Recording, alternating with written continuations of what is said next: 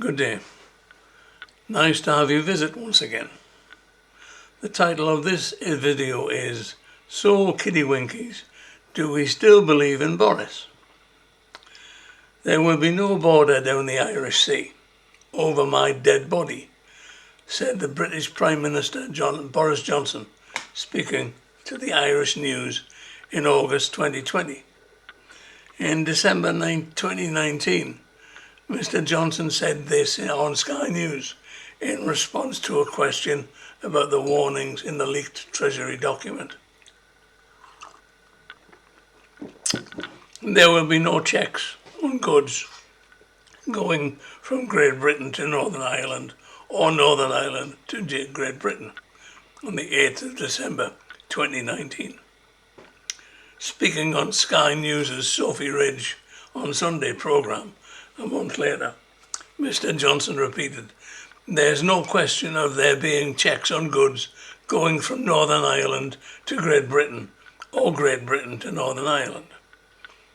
In the House of Commons, Sir Geoffrey Donaldson MP asked him if his commitment to unfettered access applied to goods moving from Great Britain to Northern Ireland.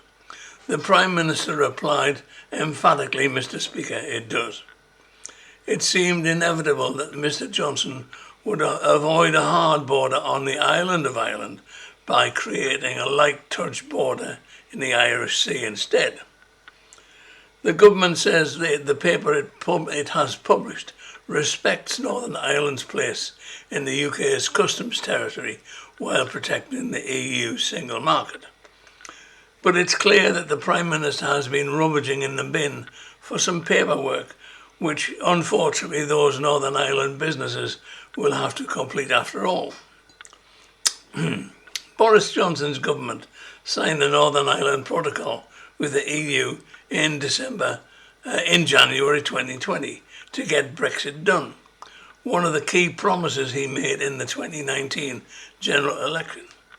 Back then Boris Johnson promised there would be no border between the Northern Ireland and the rest of the UK, but he eventually agreed to just that.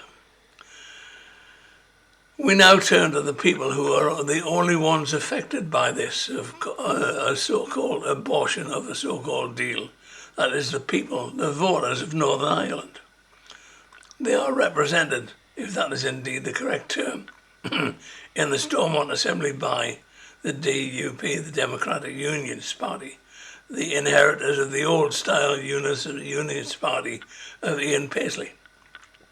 They refused to commence Stormont business until the Northern Ireland Protocol is either repealed or vastly modified to remove all of the VAT and customs bureaucracy which follows the EU line. Sinn Féin, IRA, is a political nationalist voice and party, shadowing for a bunch of unreformed terrorists and murderers who used the title the Provisional Irish Republican Army.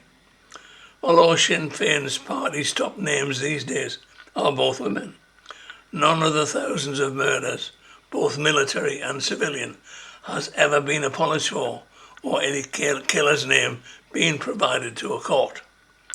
They claim to represent the nationalist voice in Northern Ireland, but if I was a Northern Irish voter, the very name of that bunch of killers and screwpots would turn me off the very idea of politics from a nationalist viewpoint. The traditional unionist body, who roundly condemned the entire Stormont Assembly as a cruel farce, with the mandatory coalition which is at the very base of the Belfast Agreement, just a cloak for buying off the bloody killers of the IRA. The rest of the bunch, the SDLP, the UUP, the Alliance Party, are just breakaway bunches from the two main parties. The only refreshing item occurring from the last election is the demise of the bloody Green Party and their climate change garbage.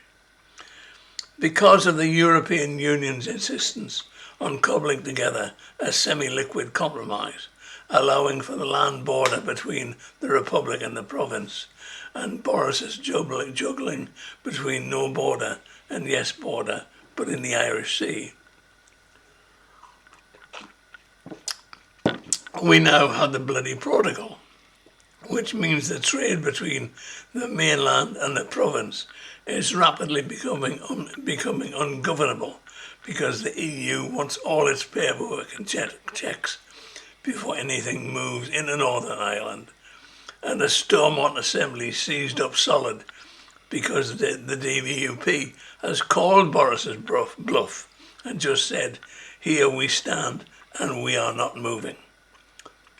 I really like it when a political plan comes completely undone, and it's all due to the complete and utter bullshit and lies of Prime Minister Boris Johnson.